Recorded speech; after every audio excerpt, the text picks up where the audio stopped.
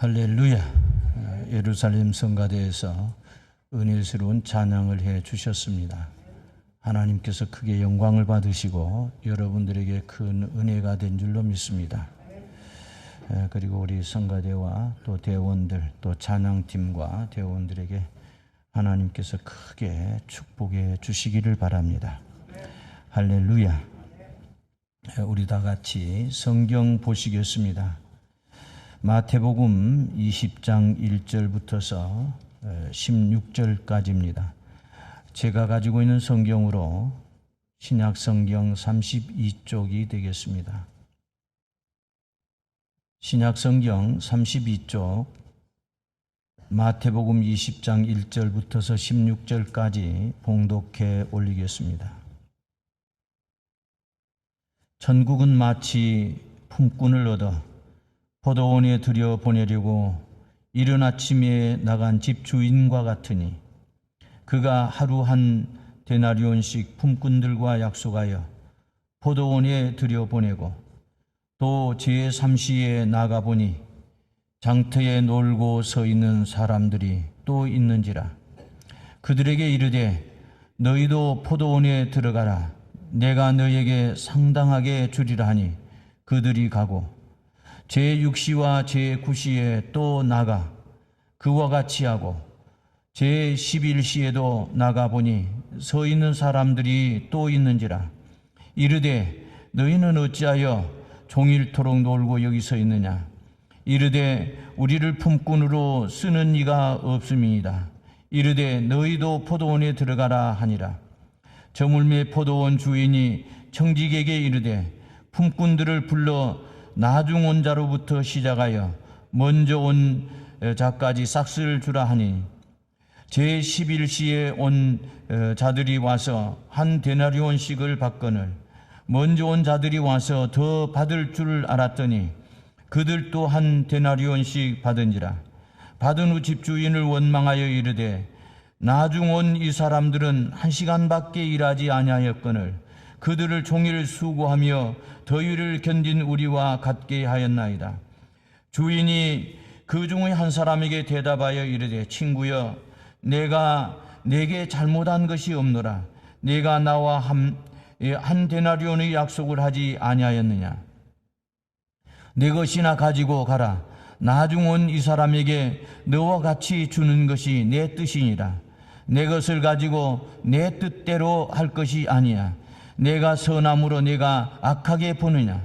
이와 같이 나중된 자로서 먼저 되고 먼저 된 자로서 나중되리라. 아멘. 할렐루야. 오늘 그 본문 말씀을 가지고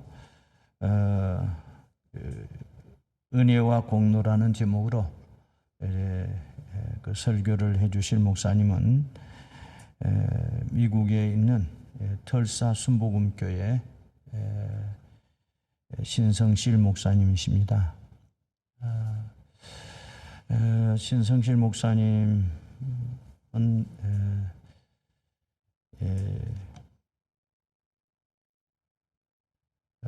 털사 순복음교회 오랜 동안 지금 이제 목회를 하고 계시는데 제가 그 오랄 로버트 대학교에서 석사 과정 MDB를 할 때 이제 그때는 우리 신성실 목사님 계시지 않고 다른 목사님 계실 때 제가 털사 순복음교회에 나가서 예배 드렸거든요. 그리고 또 집사람은 우리 오랄 로버트 대학교에서 이제 박사를 하고 저는 리폼드에서 이제 했는데 집사람 역시도 공부하는 동안은 이제 털사 순복음교회에서 주일 예배를 드렸을 것입니다. 그래서 좀 새로운데 또 우리 둘째 딸 아이가 이제 수라죠. 수라가 그 옆에 있는 오클라호마 그 주립대 그 주립대에서 대학을 마치고 또 수의학을 공부하고 그 이제 병원에서 근무한 곳이 바로 이 털사예요. 지금은 이제 텍사스에 가 있습니다. 그 털사 거기에 또 있으면서 그 부부가 같이 또 우리 목사님 교회에 나가서 또 늘 또 교회를 섬기고 목사님 섬기면서 또 은혜를 또 많이 받은 그런 또 교회입니다. 그리고 우리 신성실 목사님은 부산에 가면 명륜교회라고 오래된 교회, 우리 교단에서 아주 역사가 있는 교회죠. 그 교회에 이제 또 담임으로 이렇게 계시다가 은퇴를 하시고 그 볼리비아로 선교사로 가시면서 저희 교회 선교사로 바로 가시기 바로 전에 저희 교회에 오셔서 또 말씀을 전해 주셨었어요. 그리고 신수균 목사님이신데 제가 이제 총장으로 있고 집사람 총장으로 있었던 순복음 대학원 대학죠. 또 아버님이 또 이사이시기도 하십니다. 그래서 이런 그 관계로 인해서 참 늘 서로 기도하면서 우리 아이들도 잘 이렇게 돌봐 주시고 아이들이 학교 다니는데 하고 한 차로 1시간 반 정도 돼요. 늘 뭐 일이 있을 때마다 또 전화하면 또 돌봐 주시고 그러다가 또 수라는 거기 가서 병원에서 또 일하면서 또 교회 다니면서 또 많은 또 은혜를 받고 또 신앙의 도움을 많이 또 받았습니다.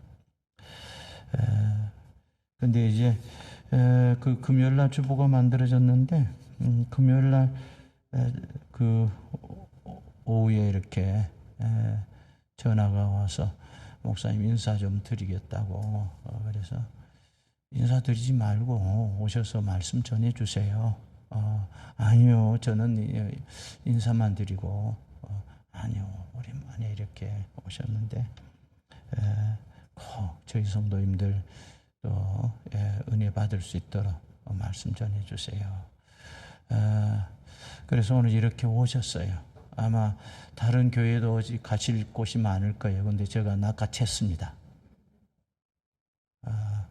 그래서 1부 때도 많은 은혜를 받았는데 아마 2부 여러분들 또 은혜스러운 말씀을 통해서 많은 은혜 받을 줄 믿습니다. 그래서 꼭 많은 은혜 받으시기를 바랍니다. 우리 이제 목사님 나오실 때 1부 때는 제가 이것도 못했어요. 그런데 2부 때는 인사를 꼭 손을 들어서 할렐루야 하면서 이렇게 인사해 주시기 바랍니다. 목사님. 할렐루야. 예, 반갑습니다. 할렐루야. 제가 마스크를 좀 벗도록 하겠습니다. 또 이렇게 또 존경하는 우리 양 목사님, 양재철 목사님 교회에서 제가 또 갑작스럽게 방문하고 이렇게 귀한 말씀을 전할 수 있도록 강단을 허락해 주셔서 너무 감사드리고 또 여러분을 이곳에서 만나 뵙게 되어서 또 너무 반갑고 감사합니다. 우리 한번 옆 사람하고 같이 한번 인사 좀 나누어 주실까요? 사랑합니다. 축복합니다. 또 한번 이렇게 해주시면 좋겠어요. 옆에 계셔서 너무 행복합니다 하고 옆에 앉으셔서 행복합니다. 좀 미소를 띄우시면서요, 눈웃음을 보여주시면서 탁 해주세요. 마스크를 써서 얼굴은 잘 안 보이지만 표정이 우리가 눈웃음으로 하필이면 내 옆에 앉아가지고 말이하고 레이저 광선을 쏘지 마시고 우리가 옆에 오셔서 너무 감사합니다. 코로나 때문에 많은 분들이 요즘 또 못 오신다고 아직까지 그러시는데 이 자리가 또 곧 가득 차는 그런 역사가 있을 줄로 믿습니다.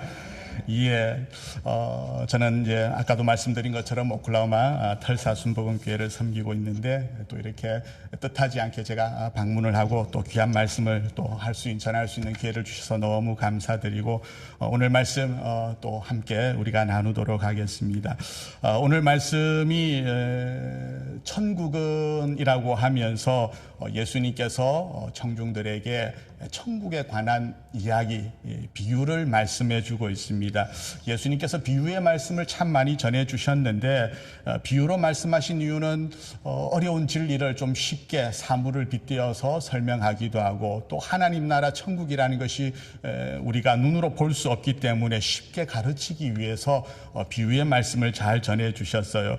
그래서 오늘 천국이 어떤 곳인가 하고 비유의 말씀을 전해주시는데, 말씀 전하기 앞서서 우리 찬양팀에게 제가 좀 부탁을 드릴게요. 오늘 너무 찬양을 은혜스럽게 잘해 주시는데 혹시 설교가 끝날 때쯤에 찬양을 하나 좀 같이 해줄 수 있겠습니까? 은혜 아니면이라는 찬양, 예, 그렇게 좀 준비를 해주시면 감사하겠습니다. 1부 때는 안 했는데요, 2부 때 또 여러분들 귀한 은혜 함께 나누고자 제가 또 함께 하겠습니다.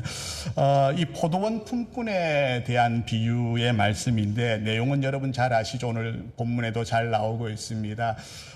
한 주인이 새벽에 일찍이 일용직 품꾼을 구하러 갔습니다. 지금도 그렇지만 새벽 인력 시장 같은 것이죠. 일을 하려고 하는 사람은 많은데 또 일을 주는 사람은 별로 없으니까 새벽에 일찍 나와서 먼저 뽑히기를 기다리는 그런 인력 시장 같은 곳인데, 주인이 새벽 6시, 아침 6시에 나가서 일단의 사람을 뽑아서 자기 포도원에 보냈습니다. 그리고 아침을 먹고 9시쯤에 왔더니 사람들이 또 있는 거예요.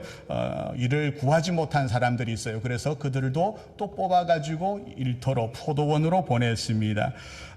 그리고 정오에 12시에 갔더니 이미 반이 지났어요. 6시간이 지났는데도 또 사람들이 그곳에 있는 겁니다. 일을 구하지 못하고 빈둥거리고 있어요. 당신들 왜 여기서 이러고 있느냐라고 보니까 써주는 사람이 없어서 저희가 이러고 있습니다. 그래서 이 사람들을 또 보내어서 품꾼으로 일을 시켰습니다.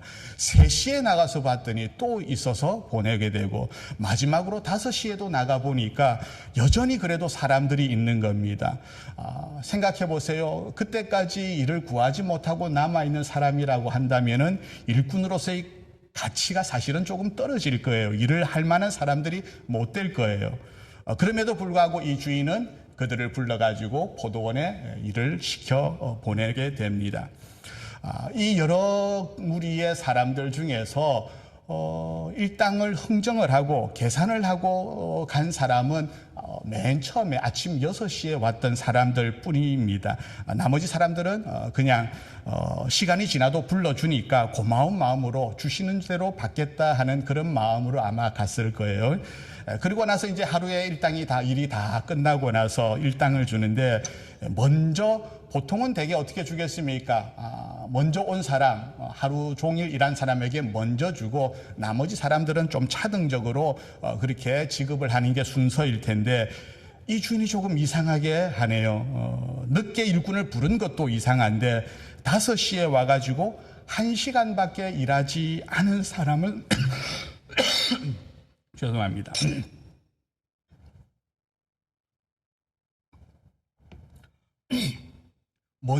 나중에 온 사람부터 먼저 일당을 주는 겁니다. 그런데 사람들의 시선이 막 쏠려요. 관심을 가지고 쳐다봐요. 얼마나 주려나.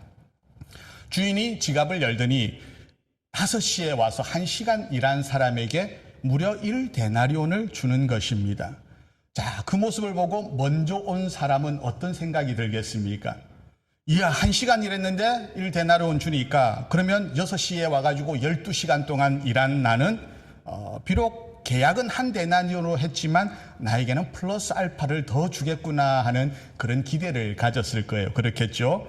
그런데 가만히 보니까 3시에 온 사람도 1데나리온을 주고 12시에 온 사람도 1데나리온, 설마 했는데 9시도 1데나리온, 설마 했는데 6시에 왔던 자신에게도 똑같은 1데나리온을 주는 겁니다. 자, 일당을 받는데 이 사람이 기분이 좋을까요? 나쁠까요? 잘 모르시겠어요?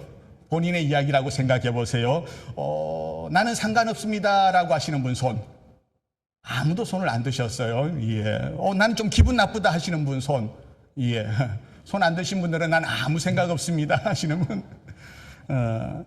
만약에 여러분들이 5시에 온 사람이라면은 굉장히 기분이 좋을 거예요. 그렇죠. 그런데 만약에 6시에 내가 왔다라고 생각해 보면은 그거 당연히 기분 나쁜 일입니다. 불만이 나올 수밖에 없습니다. 이건 누가 보더라도 형평성에 맞지 않고 말이 안 되는 그런 내용인 거죠. 아니, 우리는 새벽 6시부터 하루 종일 땡볕에서 일했는데 어떻게 1시간밖에 일하지 않은 사람하고 동일한 일당을 준단 말인가? 말도 안 된다. 공평하지 않다. 누구라도 다 항의할 겁니다. 그럴 적에 주인에게 항의할 때 그 주인이 뭐라고 말을 하는가? 내 마음이다. 내 마음이다. 내가 너에게 1데나리온 준다고 약속하지 않았느냐? 그걸 그대로 줬는데 왜 그러느냐? 너하고 약속 어긴 적이 없는데 늦게 온 사람에게 똑같이 줬다고 해서 그것이 너에게 잘못이 되느냐? 내가 그것으로 인해서 너에게 나쁜 주인이라는 소리를 들어야 되느냐?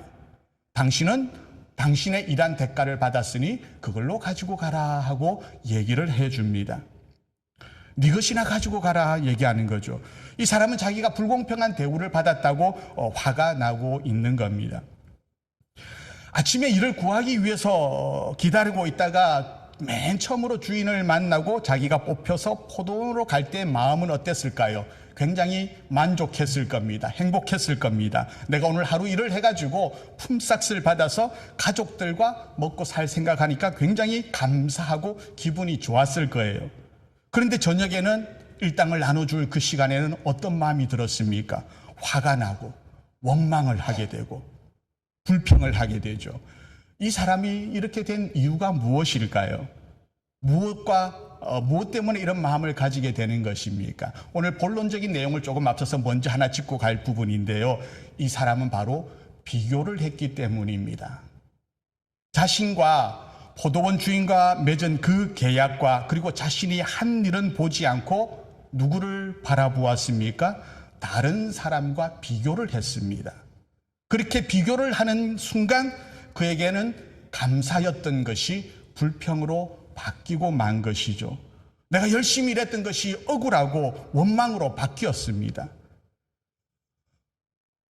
오늘 우리가 살아가는 데 있어서 결코 비교하지 않는 인생이 되기를 축원합니다. 내가 비교만 하지 않아도요, 우리가 참 만족하고 행복한 삶을 살 수 있습니다. 비교하게 되면 아침에 가졌던 감사가 저녁에는 원망으로 바뀔 수가 있어요. 비교하는 것을 통해서 그 사람의 마음속에 있었던 행복이 불행으로 바뀌게 되고 그 마음 가운데 있었던 천국이라는 감정이 지옥과 같은 감정으로 바뀌게 된다는 겁니다.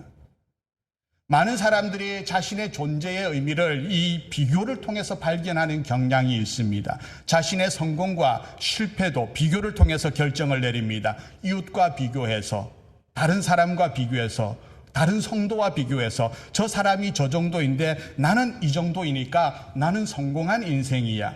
혹은 나는 저 사람에게 미치지 못하니까 나는 실패한 인생이야. 라고 비교를 합니다. 여러분, 우리가 다른 사람과의 비교를 통해서 내 인생의 성공과 실패를 정할 것이 아니라 하나님 앞에서 인생이 성공인지 실패인지 우리가 하나님의 평가와 하나님의 그 판단을 받을 수 있는 자들이 되기를 축원합니다. 하나님이 나를 보고 뭐라고 하시는가? 하나님이 여러분을 향하여서 지금 뭐라고 하십니까? 내가 어떤 존재라고 말씀하십니까? 하나님은 우리를 향하여 너는 보배롭고 존귀한 자라고 말씀해 주고 계십니다. 믿으십니까? 나는 존귀한 자입니다. 나는 보배로운 자입니다. 우리가 그 사실을 기억해야 됩니다. 그러면 사람들이 물어요.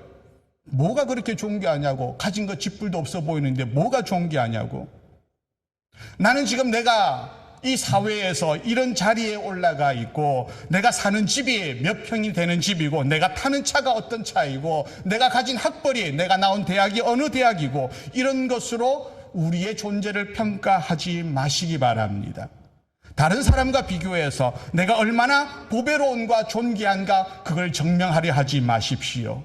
이 세상을 창조한 하나님께서 전능하신 하나님이 나를 일컬어서 너는 보배롭고 너는 존귀한 자로다라고 하셨기 때문에 우리는 보배롭고 존귀한 자인 줄로 믿습니다. 아멘. 그리고 또한 우리는 의인입니다. 왜 의인입니까?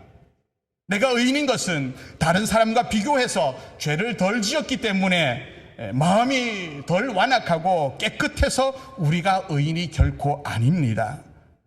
그런 비교를 통하여서 의인인 것을 드러내게 되면 그 순간 우리는 교만에 빠지게 되고 그 교만이 우리를 쓰러뜨리게 됩니다. 우리가 의인인 것은 예수 그리스도를 구주로 믿음으로 내가 너희를 의롭다 하리라 하신 약속의 말씀에 의해서인 줄로 믿습니다. 그래서 오늘 우리가 그러한 비교를 하지 않는 인생 되기를 축원합니다. 세상에서도 흔히들 그렇게 얘기하죠. 비교하지 않는 것이 행복의 비결이라고 합니다. 그러면서 이런 어떤 제안을 하게 돼요. 다른 사람을 바라볼 적에 위를 바라보고 살면 불행해지니까 아래를 보고 살아라. 그러면 행복해진다고 얘기해요. 나보다 잘난 사람, 많이 배운 사람, 좋은 집에 사는 사람을 위로 쳐다보면은 불행해지니까 반대로 나보다 조금 못한 사람, 나보다 가난하고 부족한 사람을 보고 살면은 행복해지게 된다라고 그렇게 얘기를 합니다. 그런데 과연 이것이 정말 맞는 말일까? 이건 사실 세상 사람들이 하는 말이지 예수 믿는 우리가 할 말은 아닌 것 같습니다. 왜냐? 그건 역시도 비교이기 때문입니다. 다른 사람, 나보다 못난 사람과의 비교를 통하여서 내가 상대적인 행복감을 느끼는 존재가 되어서는 안 됩니다. 그건 참된 그리스도인이 아닙니다. 내가 어떤 상태이든지 다른 사람과 비교하지 아니하고 그저 하나님 앞에서 감사하고 하나님이 내게 해주신 그 말씀을 그대로 받아들이고 나보다 더한 사람이든 못난 사람이든 그 누구를 바라보아도 그것 때문에 힘들거나 자책하지 않고 또 반대로 내가 조금 더 있는 것으로 인해서 자만하지 않고 하나님 앞에서 살아가는 저와 여러분이 되시기를 축원합니다. 그래서 다른 사람의 평가에 의해서 우리가 요동치는 그런 삶이 아니라 하나님 앞에서의 평가가 우리의 본질이고 우리의 존재라는 사실을 기억하고 하나님이 존귀하다 하셨으니 나는 존귀하고 하나님이 나를 자녀다 하셨으니 우리가 하나님의 소유된 그 자녀로 살아가시기를 축원합니다. 우리 한번 자신을 향하여서 얘기해 주세요. 나는 존귀한 자입니다. 아멘. 우리 옆 사람을 얘기해 주세요. 당신은 존귀한 하나님의 자녀입니다.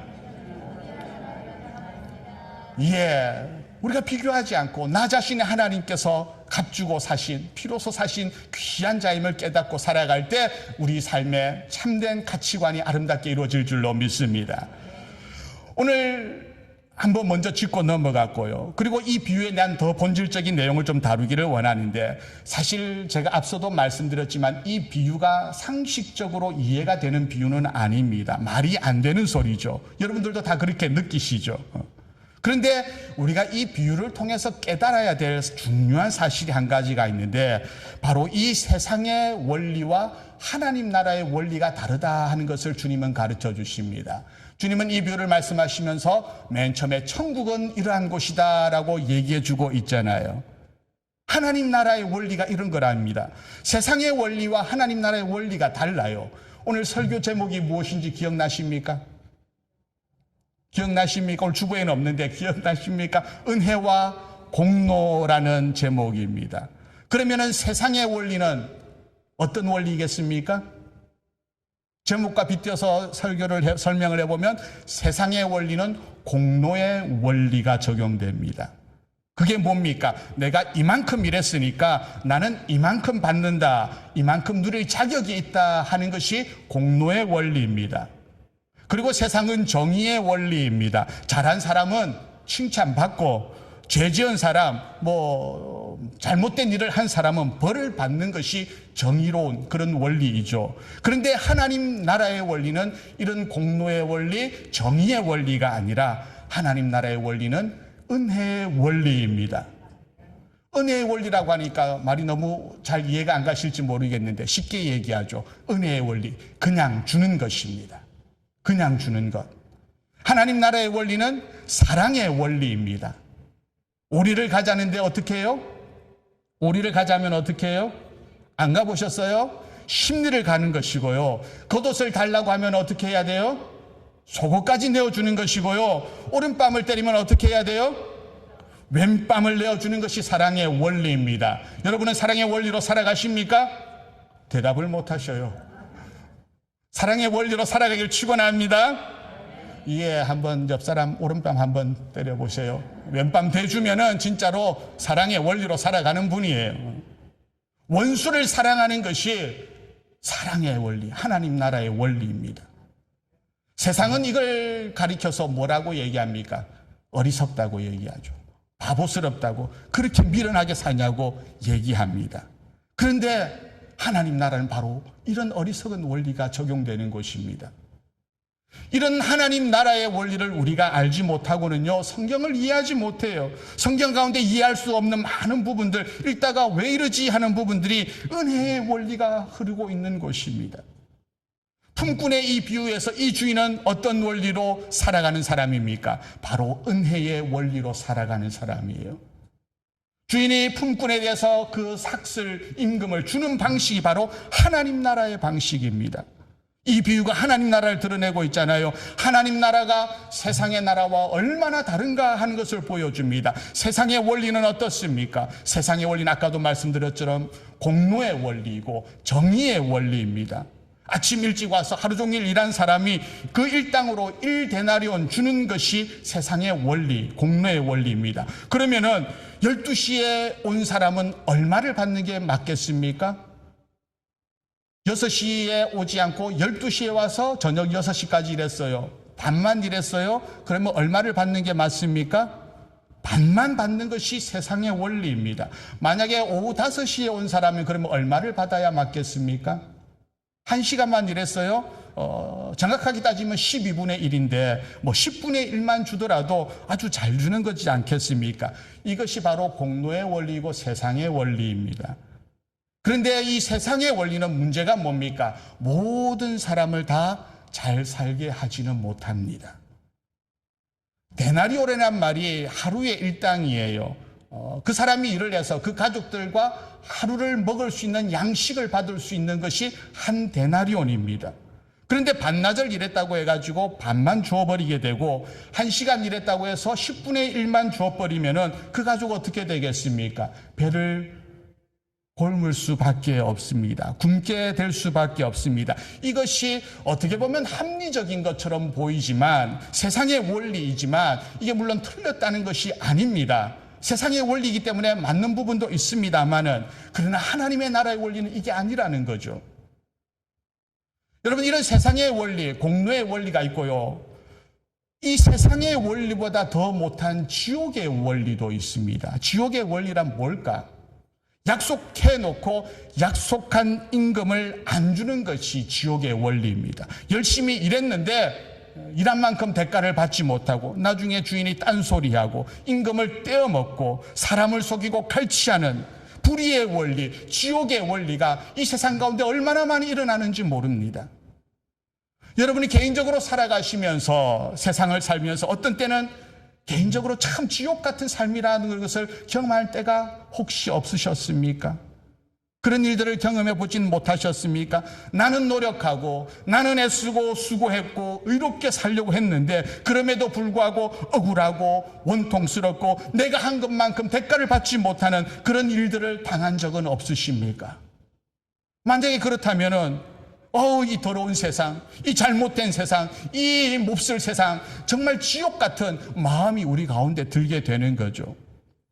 여러분, 그런 일이 있을 적에 그런 안타까운 일이 생기는 것을 바라보면서 우리가 무엇을 깨달아야 되는가? 지옥이 있다는 것을 알아야 되는 거예요. 이번에 안타깝게 정말 참사가 일어나게 되었는데 그런 재난들, 그런 억울하고 원통한 일들이 일어나는 것을 바라보면서 무엇을 우리가 깨달아야 되는가 하면요, 지옥이 있다는 것을 깨달아야 합니다. 흔히들 내가 살아가는 것이 지금 생지옥이다라고 얘기하는 분들이 있어요. 지옥 같은 삶을 내가 살고 있고 내 마음이 지옥이다라고 얘기하는 분들이 있어요.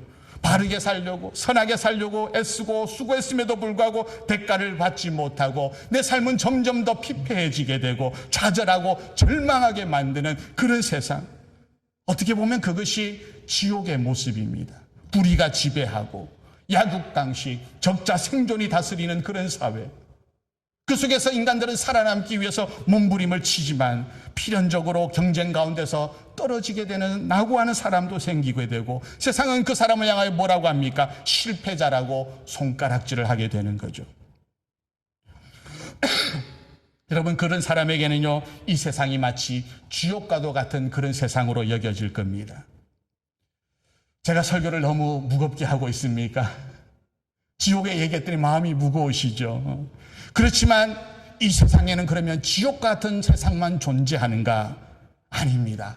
반대도 있습니다. 우리가 이 세상에서 살아가면서 하나님의 나라 천국을 경험하면서 살아가기도 합니다. 내가 노력하지 않았음에도 불구하고 나에게 은혜가 주어지게 되고, 내가 자격이 없음에도 불구하고 축복이 주어지게 되고, 내가 수고한 것 이상으로 그 대가를 받는 그런 경우도 많이 있습니다.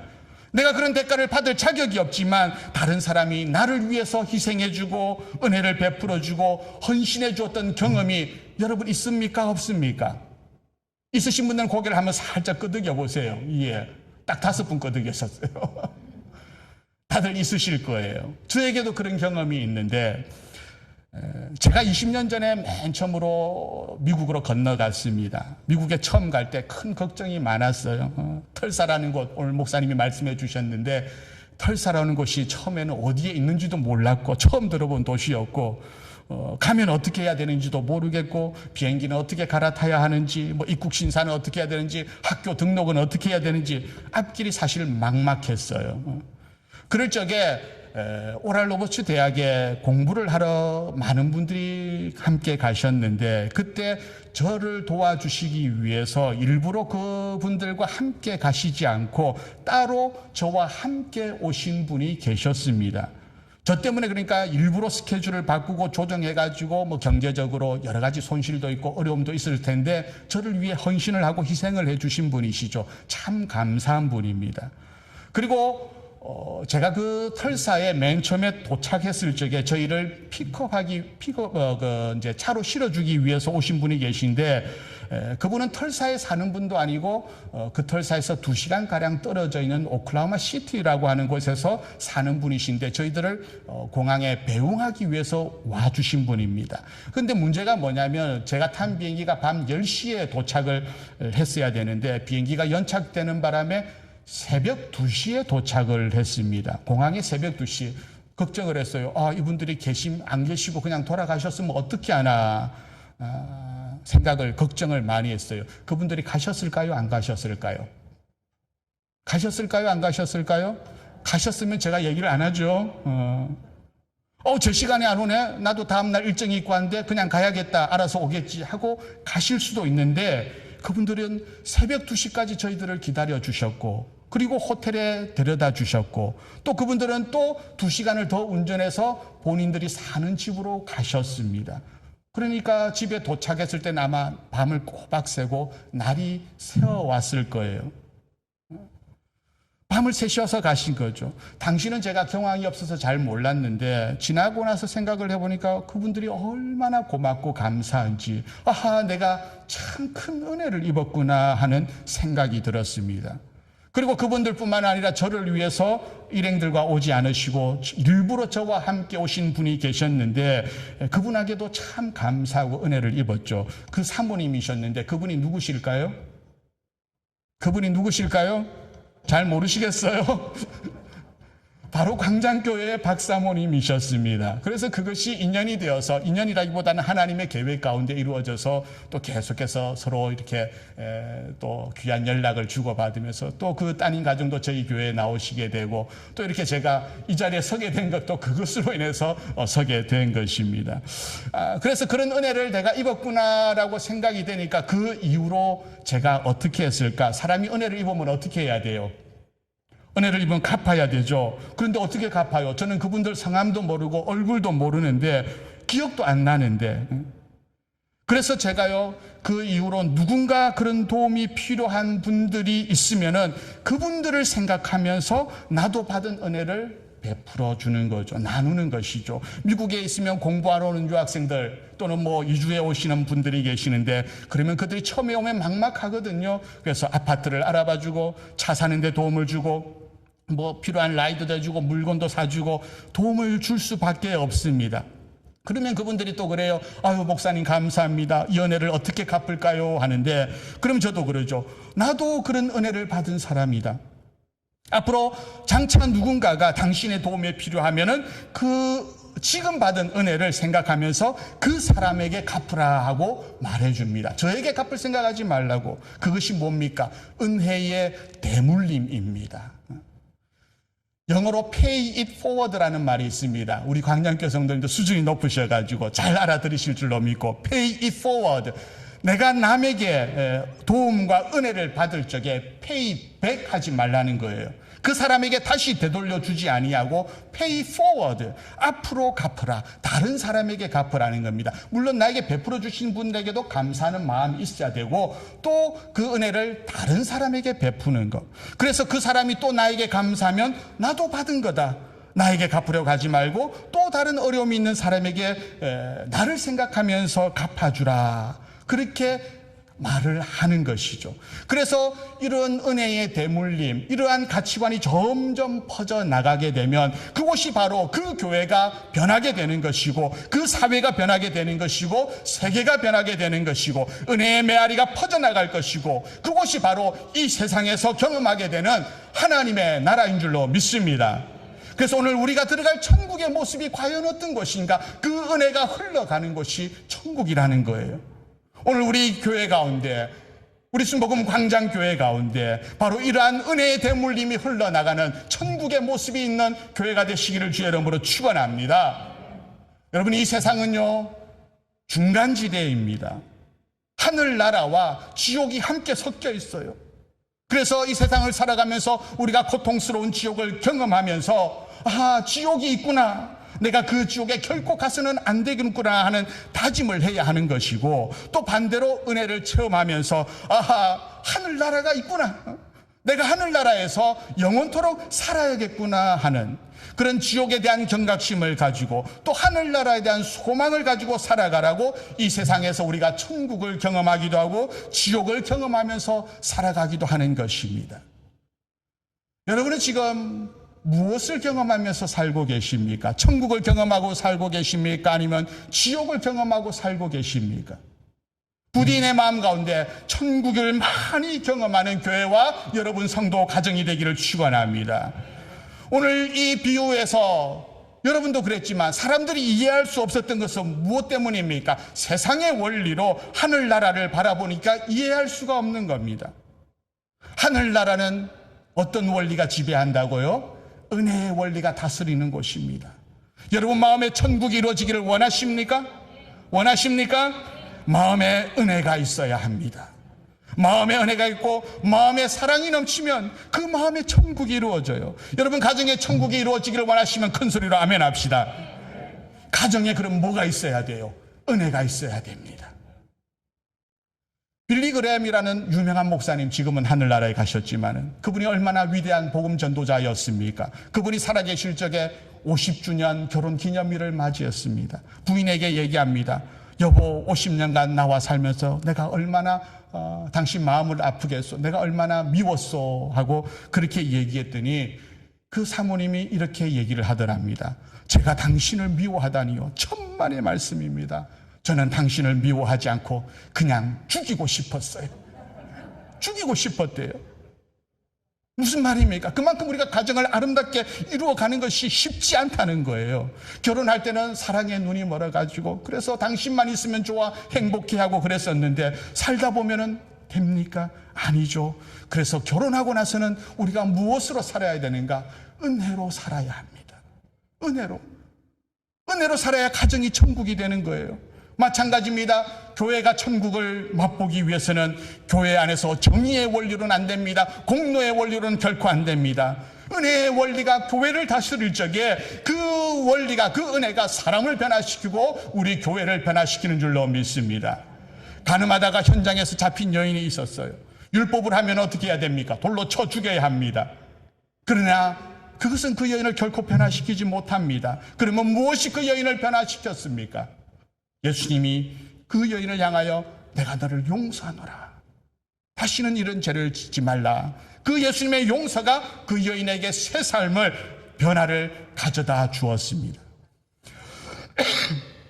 오늘 우리는 주의 은혜로 구원을 받은 자리인 줄 믿습니다. 내가 예수님 앞에 나오기 전에 이미 예수님이 십자가에 못 박혀 돌아가심으로 우리의 모든 죄악을 다 용서해 주셨고 우리에게 구원을 베풀어 주셨다는 겁니다. 에베소서 2장 8절은 이렇게 얘기합니다. 너희가 그 은혜를 믿음으로 말미암아 구원을 얻었나니 이것이 너희에게서 난 것이 아니요 하나님의 뭐라고요? 하나님의 선물이라. 우리는 그 구원을 선물로 받은 것입니다. 나의 공로로, 나의 노력으로 받은 것이 아니라 하나님의 은혜로 그저 값없이 받은 구원의 선물이라는 거예요. 내가 의로워서 구원받은 것 결코 아닙니다. 우리 인간의 의는 서로 비교해서 상대적으로 내가 너보다 조금 낫고 더 의롭고 하는 그런 것이지만 결코 인간에게는 절대적인 의가 없습니다. 어떤 인간도 절대적으로 의로운 인생을 살 수는 없습니다. 그렇기 때문에 우리가 이 세상 살면서 예수님의 그 은혜로 말미암아 구원받았다는 사실을 기억하고 날마다 그 은혜의 보좌 앞으로 나아가시기를 축원합니다. 과거에는 주님 앞에 나갈 때, 하나님 앞에 나갈 때 어떻게 나갔습니까? 죄를 지으면 짐승을 가지고 와서 구약시대는 그 짐승을 잡고 그 손을 얹고서 안수하면서 이 제물이 나를 위해 죽사오니 나를 구원해 주소서 하고 용서를 받았는데, 그런데 지금은 그럴 필요가 없죠. 하나님의 아들이신 예수님께서 이 땅에 오셔서 저와 여러분의 모든 죄값을 다 지시고 십자가에 돌아가심으로 말미암아 영원한 속죄의 제물이 되셨고, 우리는 예수의 그 피를 의지하고 믿기만 하면 우리가 어떤 죄를 지었다 할지라도 그 죄에서 용서함을 받고 구원을 누리는 하나님의 은혜를 누리는 줄로 믿습니다. 그러면 세상 사람들이 막 또 그래요.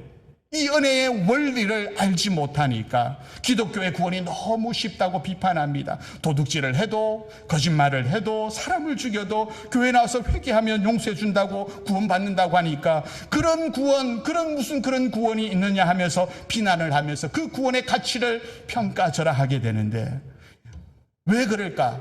너무나 당연한 겁니다. 세상의 가치관, 세상의 원리, 공로의 원리로서는 이해가 안 가는 것이 너무나 당연한 거죠. 우리는 그 공로의 원리가 아니라 은혜의 원리로 용서함을 받았다는 사실. 그래서 우리가 받은 그 구원의 은혜가 진정 가치 있는 은혜가 되기 위해서는 우리가 날마다 주님의 십자가를 바라보면서, 아하, 내가 이 은혜를 받았으니 이 은혜를 헛되이 받지 말아야겠구나. 나를 위해 십자가 달리신 그 주님 바라보면서 그 은혜를 따라서 살아가고 그 은혜를 베푸는 삶이 되어야 될 줄로 믿습니다. 말씀을 맺습니다. 여러분은 지금 어떤 원리로 살아가고 계십니까? 공로의 원리로 살아가고 계십니까? 아니면 은혜의 원리로 살고 계십니까? 상대방이 한 만큼 주고받고 나는 손에 조금도 보면 안 되는 사람이고 철두하게 철미하게 손실을 따져가지고 혹시 그렇게 사람을 대하지는 않습니까? 아니면은 네가 내 눈에 눈물 나게 만들었어, 나는 너의 눈에 피눈물이 나게 만들 거야, 뭐 이런 마음으로 살아가지는 않습니까?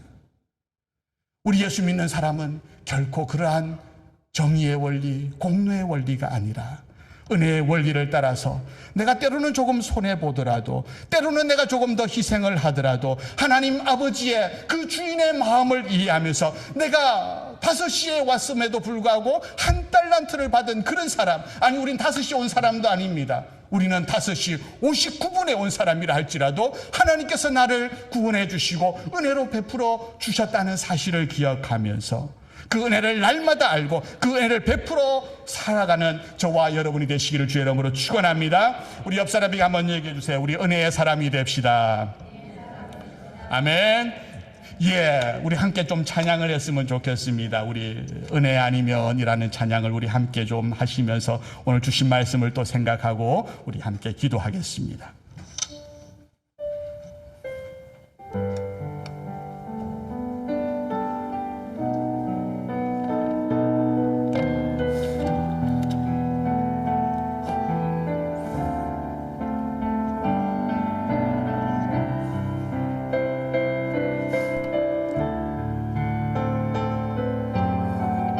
어둠 속 헤매이던 내 영혼 갈 길 몰라. 어둠 속 헤매이던 내 영혼 갈 길 몰라. 방황할 때에 주의 십자가 영광의 그 빛이 나를 향해 주셨네. 주홍빛보다 더 붉은 내 죄 그리스도의 피로 씻기어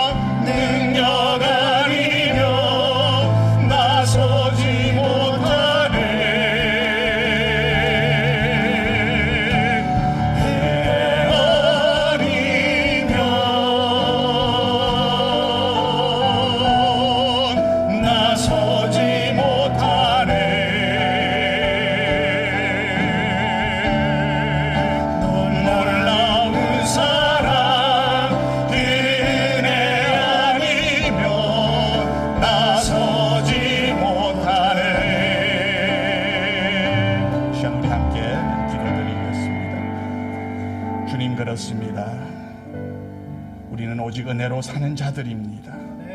주님의 은혜만이 우리를 살리고, 주님의 은혜만이 교회를 살리고, 주님의 은혜만이 이 땅을 치유함을 믿습니다. 하나님, 이 세상에 지옥 같은 일들이 많이 일어날지라도 그 속에 하나님의 용서와 하나님의 은혜가 부어질 적에 그곳이 변하여 하나님의 나라가 이루어지게 하여 주시옵소서. 우리가 날마다 주님의 은혜를 간절히 사모하게 하시고, 이 예배를 통하여, 이 말씀을 통하여 나를 변화시키는 예배 말씀이 되게 하여 주시옵소서. 그래서 내 삶 가운데 흘러내리는 거룩한 은혜의 물줄기를 따라서 아버지는 그 물줄기가 흘러 나가서 우리 교회를 변화시키고, 이웃을 변화시키고, 이 땅을 변화시켜서 참된 하나님의 나라가 임하는 그런 귀한 교회와 삶이 되게 하여 주시옵소서. 이 시대의 희망은 교회밖에 없는 줄 믿습니다. 교회가 영적으로 더욱더 세상을 이끌어갈 수 있도록 권세를 더하여 주시고, 세상 가운데 타협하지 않게 하여 주시고, 말씀에 굳건히 서서 복음만이 이 세상을 변화시킬 수 있음을 기억하면서 이 상처받은 세상을 치유하는 귀한 도구로 쓰임받는 우리 광장교회가 되게 하여 주시옵소서. 감사를 드리며 하나님의 영광이 이 교회 가운데, 우리 가정과 삶 가운데 구석구석 퍼져나가는 귀한 은혜가 있기를 원하옵고, 살아계신 우리 주 예수님의 이름으로 감사하며 축복하며 기도드리옵나이다. 아멘.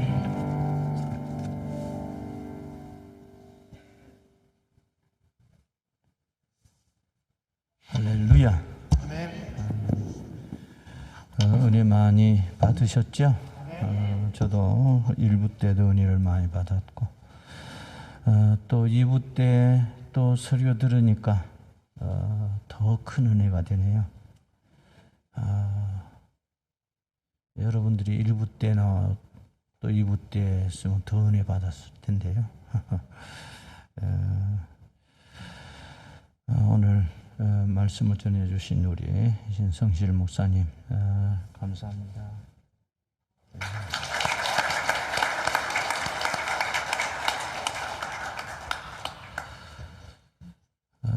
할렐루야. 옆에 있는 분들과 인사할 때도 우리는 말하지 않고 인사하는데, 지금은 말을 좀 하세요. 마스크는 벗지 말고 은혜의 원리로 사십시다. 한 번 더요. 은혜를 대물림하십시다. 우리가 은혜의 원리로 살고 또 그 은혜를 우리 대물림하십시다. 할렐루야. 오늘 저는 그 집사람 아마 같이 가는 사람 몰라요. 근데 우리 신 목사님 굉장히 큰 도움이었던가 봐요. 처음 듣는 얘기거든요.